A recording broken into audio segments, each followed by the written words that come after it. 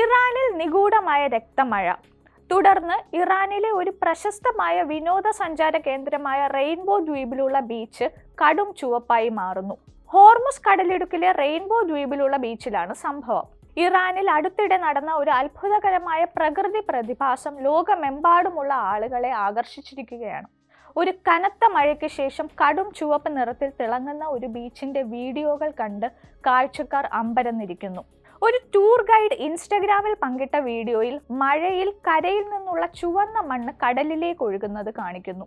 തുടർന്ന് അതിശയകരമാകുന്ന ഒരു പ്രഭാവം സൃഷ്ടിക്കപ്പെടുന്നു.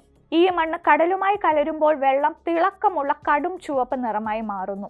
ഹോർമുസ് കടലിടുക്കിലെ റെയിൻബോ ദ്വീപിലെ ബീച്ച് ഉയർന്ന അളവിൽ ഇരുമ്പും മറ്റ് ധാതുക്കളും അടങ്ങിയ സ്വാഭാവികമായി ചുവന്ന മണ്ണുള്ളതിനാൽ ഇറാനിലെ ഒരു ജനപ്രിയ വിനോദസഞ്ചാര കേന്ദ്രമാണ്.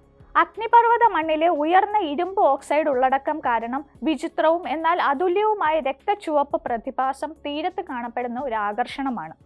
ഈ ധാതുക്കൾ കനത്ത വേലിയേറ്റവുമായി സംയോജിച്ച് തീരത്തിന് ഒരു കടും ചുവപ്പ് നിറം നൽകുന്നു.